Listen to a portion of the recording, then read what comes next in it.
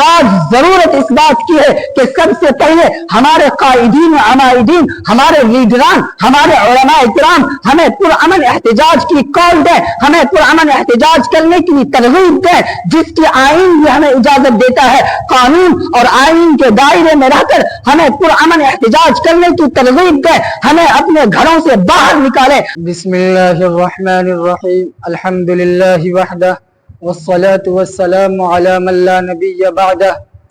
اما بعد فاعوذ باللہ من الشیطان الرجیم، بسم اللہ الرحمن الرحیم، لا تقنطوا من رحمت اللہ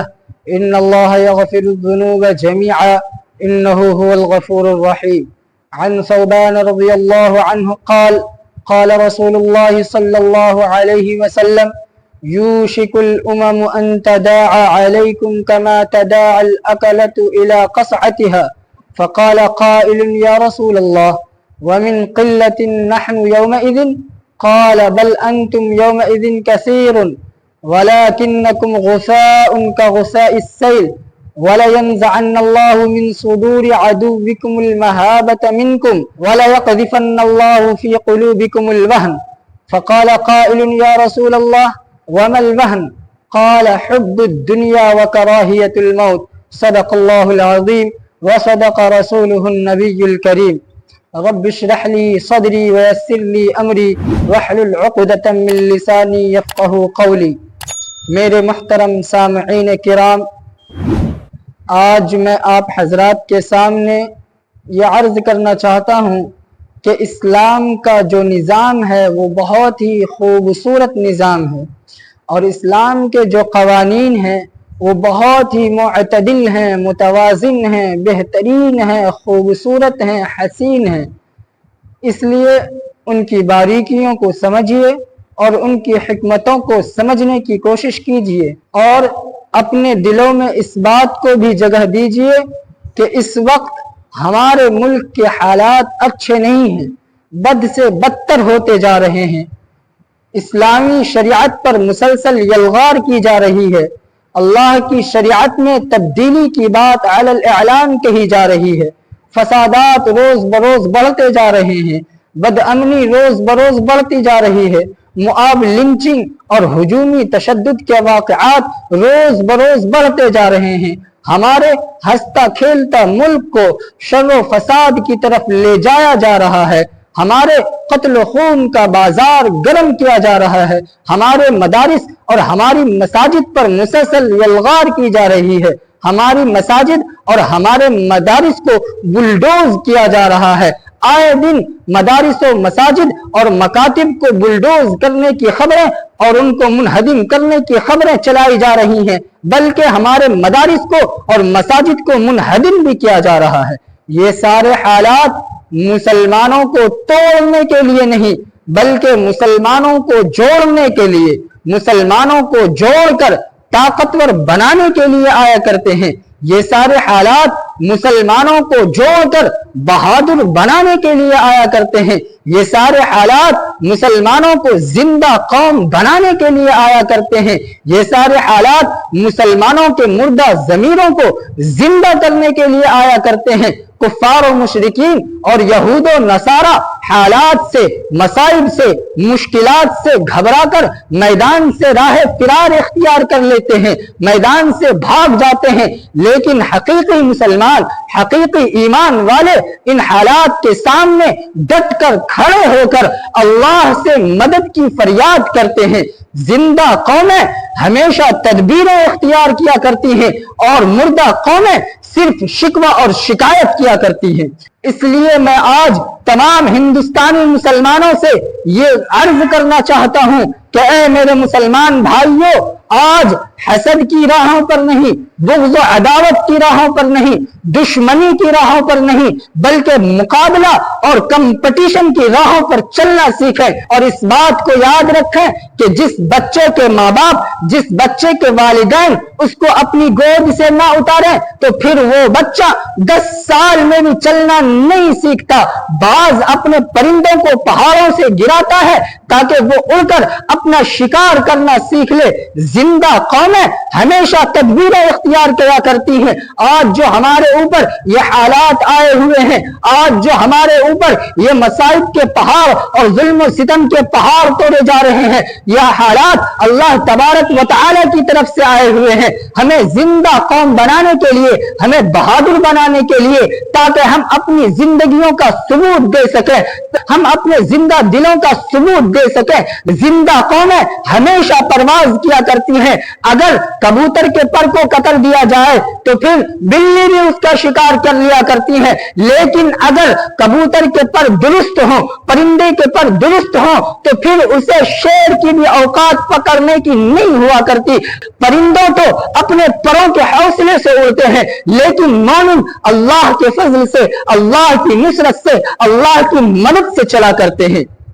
برادران ملت، نہ کل آپ مایوس تھے نہ آج آپ مایوس ہیں، اس لیے کہ مایوس تو وہ ہوا کرتے ہیں جن کی نگاہیں ایک اللہ پر نہیں ہوا کرتی۔ مایوس تو وہ قومیں ہوا کرتی ہیں جن کے ہزارہ معبودان باطلہ ہوا کرتے ہیں۔ مایوس تو وہ قومیں ہوا کرتی ہیں جن کا ضمیر مردہ ہو چکا ہوتا ہے۔ مایوس تو وہ قومیں ہوا کرتی ہیں جن کو موت سے زیادہ زندگی عزیز اور پیاری ہوا کرتی ہے۔ ہمیں تو اللہ کا فرمان ہے، لا تقنطوا من رحمت اللہ، کہ اللہ کی رحمت سے مایوس نہ ہونا، اللہ کی رحمت سے مایوس نہ ہونا۔ دیکھیں، حکومت کا عدلتی بدلتی رہتی ہے، حکومتیں تو بدلا کرتی ہے، لیکن کائنات کا خدا، ساری زمینوں کا خدا، سارے آسمانوں کا خدا، سارے سمندروں کا خدا، سارے چرندوں پرندوں، ہواؤں جنات، ساری انسانوں کا، ساری کائنات کا خدا نہیں بدلا کرتا۔ ہم تو ایک خدا پر یقین رکھنے والی قوم ہے۔ ہاں، ہمیں اس بات کی تو سزا ملے گی کہ ہم نے کام کرنے کے وقت کو سو کر گزار دیا، اور اس بات کی سزا ہمیں مل رہی ہے، لیکن اس کا مطلب یہ نہیں ہے کہ ہم اپنے ہاتھوں کو اور پیروں کو باندھ کر گھروں کی چہار دیواری کے اندر بند ہو جائیں، گھروں کی چہار دیواری کے اندر بند ہو کر بزدلی کا مظاہرہ کریں اور ذلت و رسوائی کے ساتھ گھٹ گھٹ کر زندگی گزاریں۔ نہیں، بلکہ آج ضرورت اس بات کی ہے کہ سب سے پہلے ہمارے قائدین عمائدین، ہمارے لیڈران، ہمارے علماء کرام ہمیں پرامن احتجاج کی کال دیں، ہمیں پرامن احتجاج کرنے کی ترغیب دیں، جس کی آئین بھی ہمیں اجازت دیتا ہے۔ قانون اور آئین کے دائرے میں رہ کر ہمیں پرامن احتجاج کرنے کی ترغیب دیں، ہمیں اپنے گھروں سے باہر نکالیں۔ آج ہمیں اپنے گھروں سے باہر نکلنا ہوگا، آج ہمیں ان مخملی چادروں کو اتار پھینکنا ہوگا، آج ہمیں اپنی ذہنی گدگداہٹ اور نازک مزاجی سے باہر آنا ہوگا، آج ہمیں محلوں کی شان کو اپنے دل و دماغ سے نکال پھینکنا ہوگا، آج ہمیں ان معاب لنچنگ اور ہجومی تشدد کے شکار ہونے والے مسلمان بھائیوں کے درد کا احساس کرنا ہوگا۔ آج مدارس اور مساجد پر ہو رہی یلغار کے خلاف ہمیں آواز اٹھانی ہوگی، ورنہ جس طرح آج ہمارے خونوں کی کوئی قیمت نہیں سمجھی جا رہی اور ہمارے ساتھ جانوروں کا سا سلوک کیا جا رہا، ہمیں جانوروں کی طرح ہانکا جا رہا، تو آئندہ بھی ہماری نسلوں کے ساتھ یہی سلوک روا رکھا جائے گا۔ جس طرح آج ہمارے اوپر ہماری زمین کو تنگ کیا جا رہا، ہماری مساجد کو بند کیا جا رہا، ہمارے مدارس پہ تالے لگائے جا رہے ہیں، اسی طرح آئندہ نسلوں کے ساتھ بھی کیا جائے گا، بلکہ اس سے بڑھ کر ہماری نسلوں کے لیے ایمان کا بچانا مشکل ہو جائے گا، ان کے لیے مسجد میں جا کر نماز کی ادائیگی ناممکن ہو جائے گی، پھر وہ آنے والی نسلیں ہمارے اوپر لعن طعن کریں گی، ہمارے قائدین کو، ہمارے عمائدین کو گالیاں بکیں گی۔ دیکھیں، موت صرف ایک مرتبہ آنی ہے اور وقت مقرر پر آنی ہے، یہ تو ہمارے ایمان کی بنیادی باتوں میں شامل ہے کہ بندہ جب پیدا ہوتا ہے تو اللہ تبارک و تعالی کی طرف سے اپنی عمر متعین کروا کے آتا ہے۔ وَلِكُلِّ أُمَّةٍ أَجَلٌ فَإِذَا جَاءَ أَجَلُهُمْ لَا يَسْتَأْخِرُونَ سَاعَةً وَلَا يَسْتَقْدِمُونَ۔ جب کسی بندے کے مرنے کا وقت آ جاتا ہے تو پھر وہ ایک لمحہ نہ آگے جا سکتا ہے نہ پیچھے آ سکتا ہے۔ موت تو آنی ہے، أَيْنَمَا تَكُونُوا يُدْرِككُمُ الْمَوْتُ وَلَوْ كُنْتُمْ فِي بُرُوجٍ مُشَيَّدَةٍ۔ موت تو آنی ہے، ہر ایک کو آنی ہے، کل نفس ذائقۃ الموت، ہر ایک کو موت کا کڑوا گھونٹ پینا ہے اور وقت مقرر پر پینا ہے، اور زندگی میں صرف ایک مرتبہ پینا ہے، لیکن موت کے خوف سے، موت کے ڈر سے اپنے گھروں کے اندر بند ہو کر بزدلی کا مظاہرہ کرنا، بزدلی کو مصلحت کا جامہ پہنانا، یہ ہماری ایمانی قوت کے بالکل خلاف ہے، یہ ہمارے ایمان کی شان کے خلاف ہے، یہ ہماری شریعت مطہرہ کے مزاج کے خلاف ہے۔ ہمارا ایمان اس کی قطعاً اجازت نہیں دیتا، ہمارا مذہب، ہمارا دھرم اس کی قطعاً اجازت نہیں دیتا، صحابہ کرام کا طور طریقہ، صحابہ کرام کی سنت اس کی قطعاً اجازت نہیں دیتی۔ صحابہ کرام کا حال تو یہ تھا کہ جب میدان جنگ میں ان کو برچھی لگتی تو فزت ورب الکعبہ، فزت ورب الکعبہ کا نعرہ لگاتے کہ خدا کی قسم، رب کعبہ کی قسم، میں تو کامیاب ہو گیا۔ اچھا، میں آج آپ حضرات سے یہ پوچھنا چاہتا ہوں کہ آج جو ہمارے ذہنوں کے اندر یہ کمزوری پیدا ہوئی ہے اور ہمارے دلوں کے اندر جو بزدلی پیدا ہوئی ہے اور ہمارے ذہنوں پر جو عجیب طرح کی ایک دہشت طاری ہے، اس کی اصل کیا وجہ ہے اور اس کے ختم ہونے کی کیا صورت ہے؟ اس موقع پر میں آپ کے سامنے ایک حدیث پیش کرتا ہوں۔ حضرت ثوبان رضی اللہ عنہ کی روایت ہے، یہ روایت آج کے حالات پر من معن صادق آ رہی ہے۔ میرے نبی پاک صلی اللہ علیہ وسلم نے ارشاد فرمایا، یوشکم الامم ان تداعى علیکم، کہ وہ وقت قریب ہے کہ دنیا کی دیگر قومیں تم پر اس طرح ٹوٹ پڑے، کما تداعى الاکلۃ الی قصعتها، جس طرح کھانے والے پیالے کے اوپر ٹوٹ پڑتے ہیں۔ فقال قائل یا رسول اللہ، کسی نے عرض کیا یا رسول اللہ، ومن قلۃ نحن یومئذ، کہ اے اللہ کے رسول کیا ہم اس وقت تعداد میں تھوڑے ہوں گے؟ قال، میرے نبی پاک صلی اللہ علیہ وسلم نے فرمایا، بل انتم یومئذ کثیر، نہیں بلکہ اس وقت تم تعداد میں بہت ہوگے، ولکنکم غثاء کغثاء السیل، لیکن تم اس وقت سیلاب کے